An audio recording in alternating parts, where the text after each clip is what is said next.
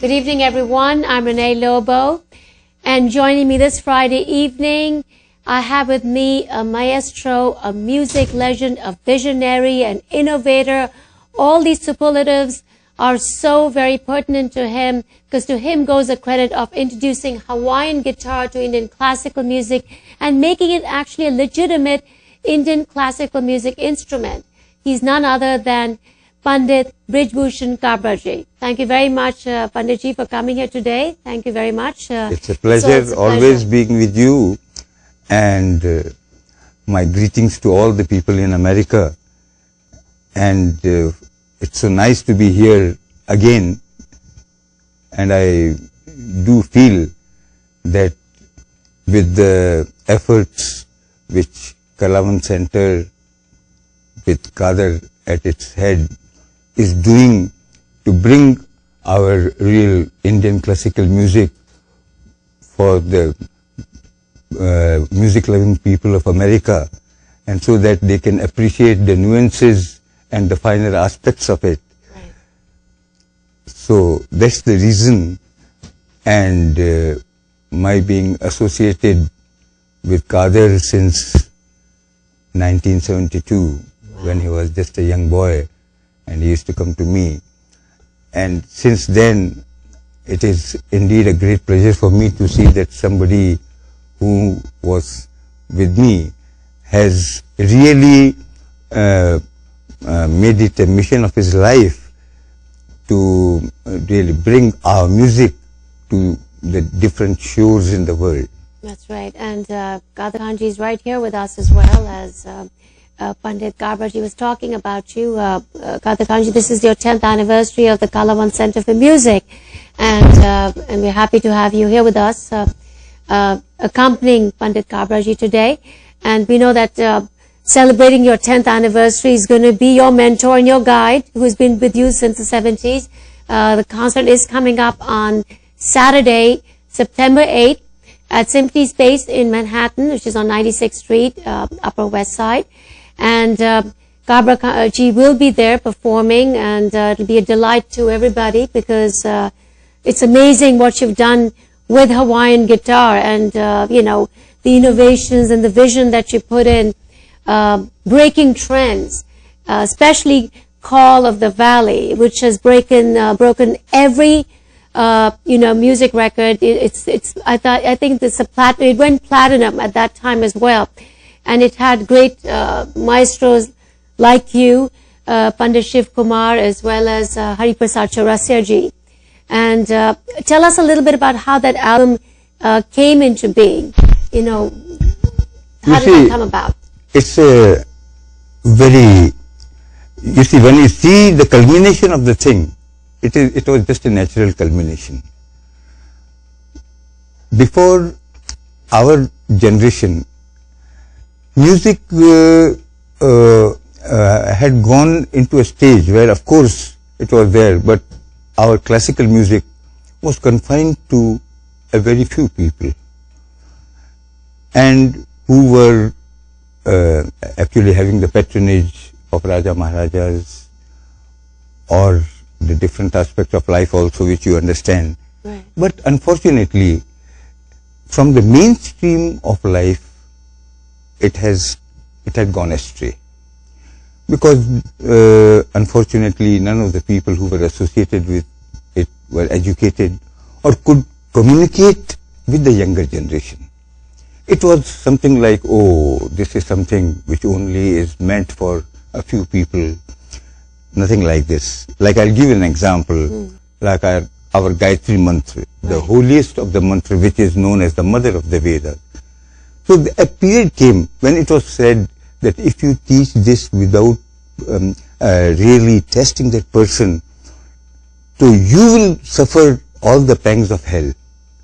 Now, a mantra which really is what explains us what life is, and that knowledge you want to keep it, from people. So it was something like this, that, oh, no, we don't want to teach it to anybody else, just our family, and this. And so it became a sort of thing like which became a confined cell.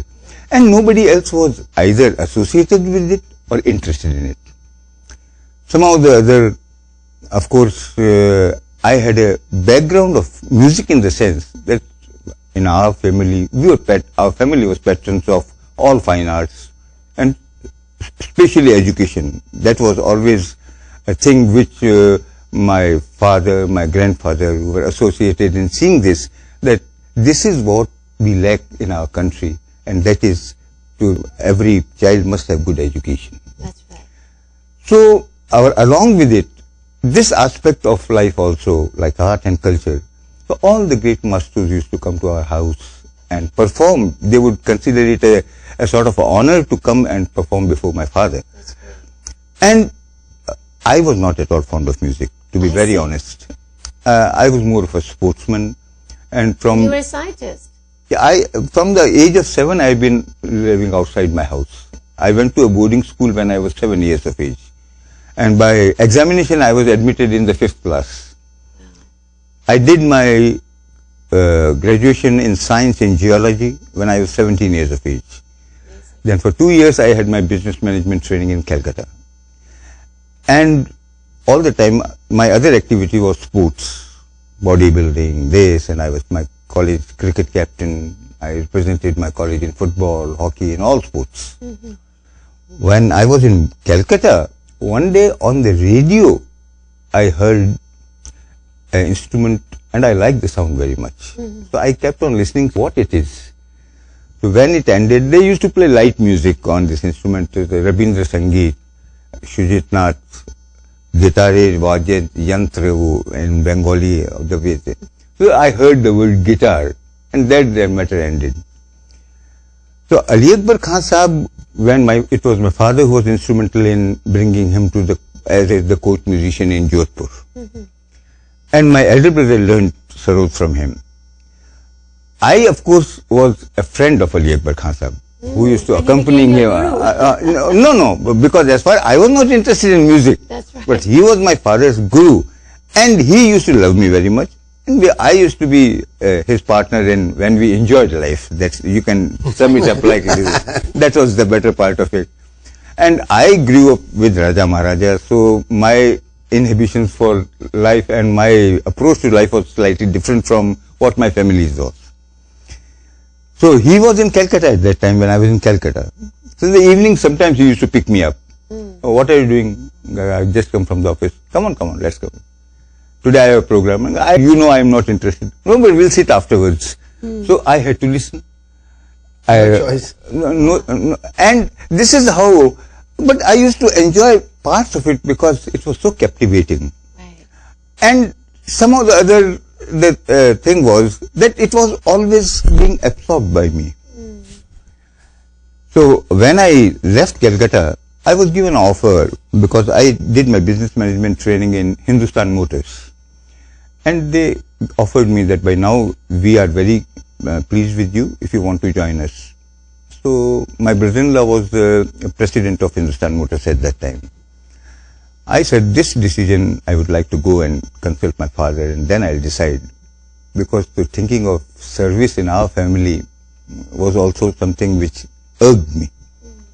So when I came back, so I said to my father, now this is the position, what do you suggest? He said that for you, it is the best thing which can happen. You are an individualist by nature and you'll do very well in life. So I said, why this but in it? He said, but the only but is because you are the only person in this family who has gone outside, worked. Now, these days of our Jagidari, Jamidari are over. And everyone will have to carve his way out in life. We can't go on like this. So, if you can become a leader in your family, so of course, you will have to spend all your life only doing this. But it will be a great thing for the family. So he said, what do you want to decide? Where should I go? He said, Ahmedabad, we have our work of textiles there and this. I said, all right, Ahmedabad is quite near a night's journey. I'll go there. So that night I learned to wear a dhoti. And next morning by the train I left for Ahmedabad. But where did the Hawaiian guitar come in the picture? Now this is the best part of the story. I see. So after 15-20 days when I was there, so by the time I used to come from the office and from the market, it used to be about 7:38. So I could still go to the army cantonment area, play squash with the brigadier there, and have a beer and swim in their underground pool. But that didn't interest me. So I decided to go to Bombay. My sister was there. And my sister said, what happened? And I'm getting very bored with this sort of thing. I've entered into it. But what to do? I just don't want to go to and do business. But what about my life? So we were just strolling around near Gateway of India, near Kalagoda. So there is a music shop there, Mervyn Rose and Company. And the instrument was hanging outside and on it was written guitar. So I just went through my pocket. I had $250 with me. Wow, and that's where you spent it. I entered the shop. My sister said, what are you going to do here? Come with me. Humor me. So we went inside. And I said that, by this instrument, can you give it to me for 250 rupees? He started looking at me. So he said, let me check. Then he said, no, it's a little more expensive. It's quite all right. If you would have given it to me for 250 rupees. So he said, why this 250 rupees? That is what I have in my pocket. And suddenly, on the spur of the moment, I've decided that I'll take it. So if you, otherwise my money is saved, you don't play guitar? No, I don't know anything about this. So he thought, this is a very funny gentleman. He took out the guitar from the bag. He said, all right, you take it. What was a defining moment in your life? And then I said, then what do I play it with? So he said, you are carrying things a little too far. No, this is was it a Hawaiian guitar? No, it was a plain guitar. Okay. So, but when he gave me that book, they said, you just raise the nut and you can play it like this. I see. So I had seen people playing the Vichitra Veena and this, so I just had an idea in my mind that I had not seen anybody play a guitar before. So he gave me those thumb pick and two picks at a flat slide. So my sister said that, what are you going to do it? And all right. So did you learn the chords or did you learn the... No, nothing. I just brought it home and brought it back to Ahmedabad. So from the book I saw, I put the nut, tuned it, and in about 5 days I was able to play what I wanted to. Wow, that's interesting. And in 15 days I thought that yes, I'm also playing some tunes which I like, and so I went to Jodhpur with that case. So when my father saw, okay, what is this you brought this time? And I opened it. So he said, oh, what is this? That's a guitar. So what are you doing with this? I play. Okay, let's hear you. So I took it out and I played a song. Kept on listening to me. Are you really interested in music? I don't know whether I'm interested or not. But what to do in the evenings? I just don't want to waste my time. So then why don't you learn sarod? Ali Akbar will very gladly teach you. Or you want to learn sitar? I'll tell Vilayat Khan to teach you. Why do you want to? So this hurt me. What's wrong with this instrument? I like the tone. And he said, all right, will you play Indian classical music on this? Ali Khan's... My father said... Your father said it. Because let us think, you are my son, the tradition of our house. Are you going to play this music? So I said, no, all right, I'll play Indian classical music. And that's how all right. If you promise this, go ahead with this. So I think 1 year will be enough for you. After 1 year, I'll keep your concert. And that's what happened? Yes. My God. So when I went back, I was fortunate that the next day, Ali Akbar Khan Sahib came to Ahmedabad for a concert. But did he teach you guitar? But he taught you sarod? No, he didn't teach me neither sarod nor guitar nor anything. What he taught me was to love music. That's wonderful. So when he used to stay with me, so at night I said, Baba, I got into trouble. He said, now what you have done? I promised father that I'll play this instrument, and after 1 year I have to give a concert. I said, are you crazy? Because that's quite all right. Then what are you going to do if you can't help me? So he said, all right, play a little. And I played. So he said, all right, I'll sing something for you, and this is what you try to play. And I'm going to come after 1 month. And if you are able to do something, then we'll think about it, that what should be done. So I said, then meanwhile, what should I do to enrich my knowledge of music? Because I don't know anything. He said, you do one thing. Purchase all the Indian classical music records which are available. Boy. And listen to them. You have a photographic memory. So that will teach you more than anybody else who is going to teach you. So you're basically self-taught. Yes. So I purchased every possible classical music record which was available. Brought a changer of 16 discs. Wow. And in the night I used to put it, note it down, all right, Narayan Rao Vyas singing Tilak Kamud. Then I used to listen, all right, Abdul Karim Khan Sahab singing Jijoti, Abdul Karim Khan Sahab singing Shuddha Kalyan, Fayaz Khan Sahab singing Jajwanti. So in about, I really tell you, in 1 month's time, you could put any record. I could sing the composition and I could tell this is the rag. Now I didn't know what the notes are. I didn't know what it is. But I was familiar with all the greats of Indian music with their compositions. That's wonderful. Now, I know in Call of the Valley, you changed the whole sequence. The thing was that when... Because you're a maverick by nature. Yes. So when myself, Shiv was playing the santoor, which was also for the first time, and when we started playing the duet together, because the thing is, what is missing in my instrument is there in his instrument, and what is missing is in his instrument is in this instrument, because there he can't slide from one note to another, and I can't jump from one note to another. So one night while we had played a concert in Gwalior, and a lot of people saying, it's so wonderful when these two instruments are playing like two lovers talking to each other, and just to hear it is wonderful. So I was just lying down. I said, Shiv, why not make something or something which has a theme of these two as lovers and talking to each other and make some expression? He said, are you crazy? Like a jugalbandi. No, means the music should be such that they are talking to each other.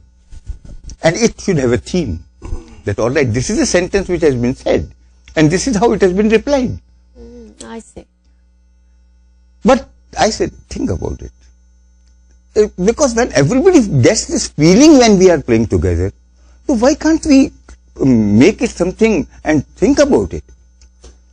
So then again when I was in Bombay, so by that time I thought of a story and this, and when we talked about it, I said like this is a story of a day in two lovers' life in Kashmir.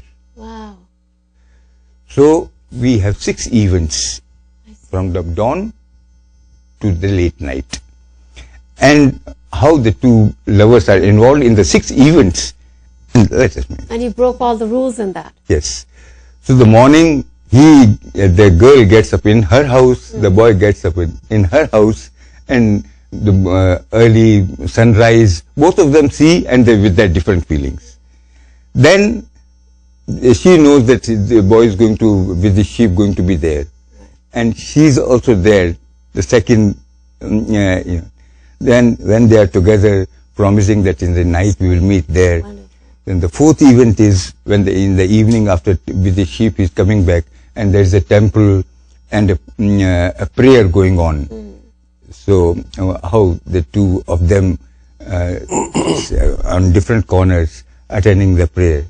And then in the evening when they get together, and in the last, in the boat, in the shikara, in the lake. It's a landmark in the Indian classical. So the thing is that we thought about, and the compositions are all in classical music. Right. But every sequence which was being played All right, this is what you want to express. Right. This is what you want to do. Amazing.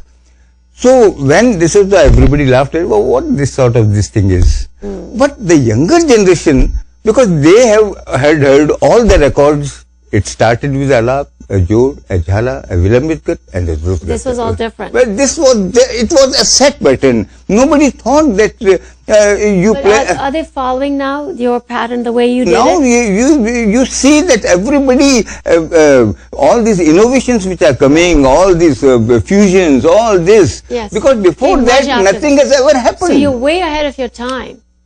So the thing was that suddenly the younger generation were able to communicate with classical music. That's wonderful. And these three instruments, all three, and fortunately it was a great thing, a boon for us, Right. that we became household words. I know, that's right. And then the best part was that this record clicked abroad before it clicked in India. That's wonderful news. And here, everyone who heard it, they found that they started liking Indian classical music. You popularized Indian music right away with this. Yes, and without our knowing about it. Exactly. And it was through the feedback which we received from the company, Right. when they said, this has gone straight ahead. So let's hear something traditional first from you. Okay. Kadarji. Rag Puri Dhanashari. This is the evening time, so let us... Let's go with the evening rags. Yes. हाँ, Kadar भाई. जी सरकार.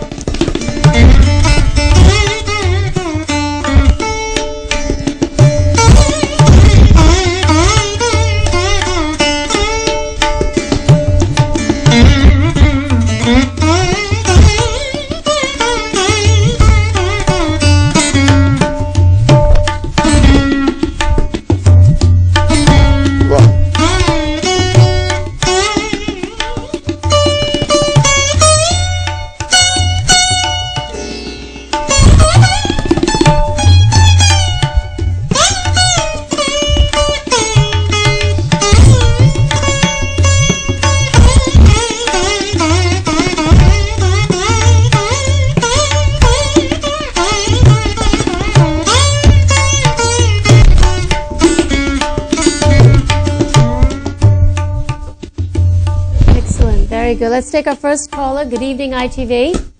Hello? Hello? Hello, you're on the air. Hello? Hello?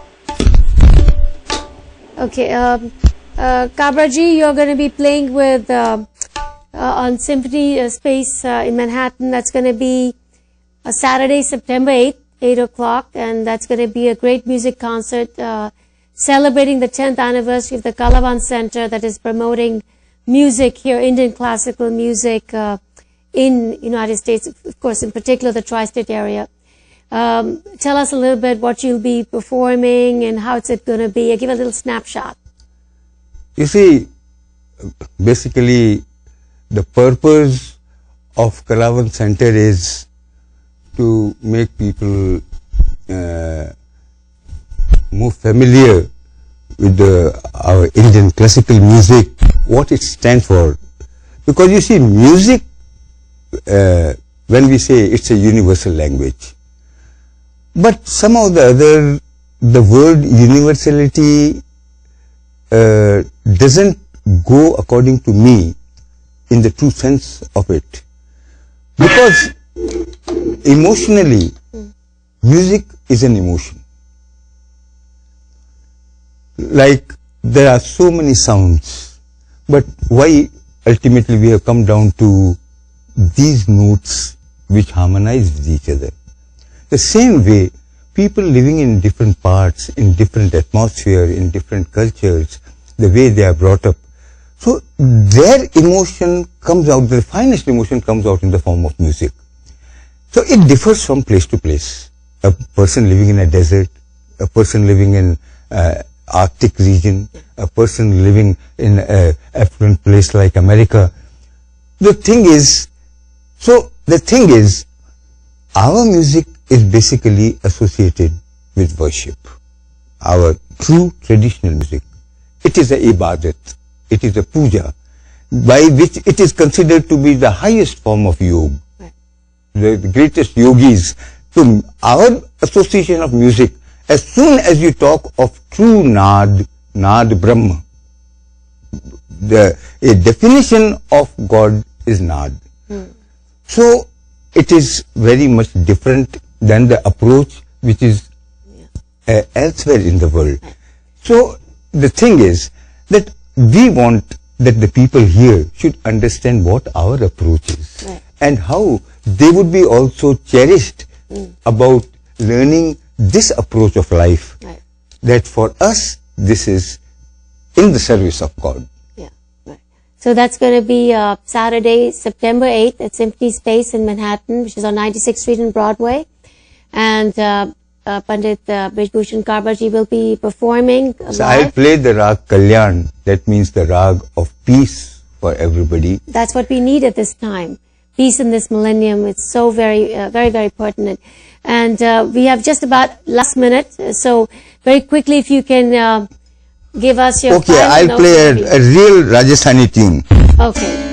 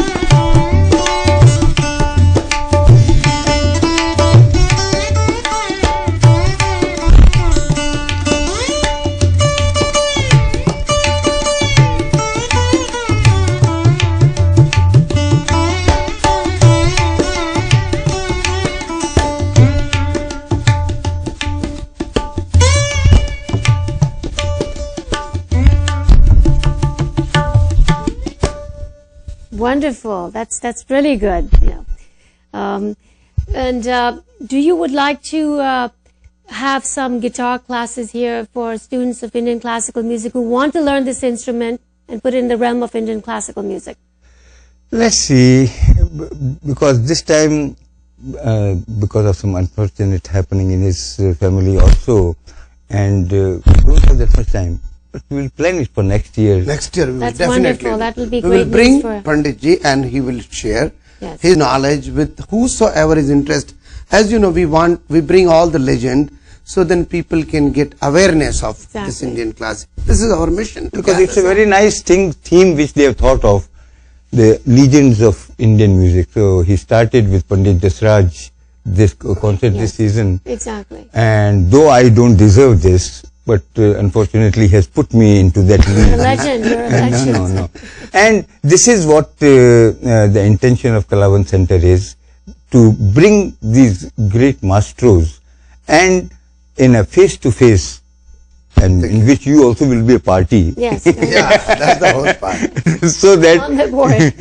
so that people will be able to know more about it. Absolutely. That is very important to popularize and promote and preserve such a priceless tradition of Indian classical music, and we want to keep it alive and vibrant. And that's what we're doing vis-a-vis, of course, at this time through Kalavan Center for Music.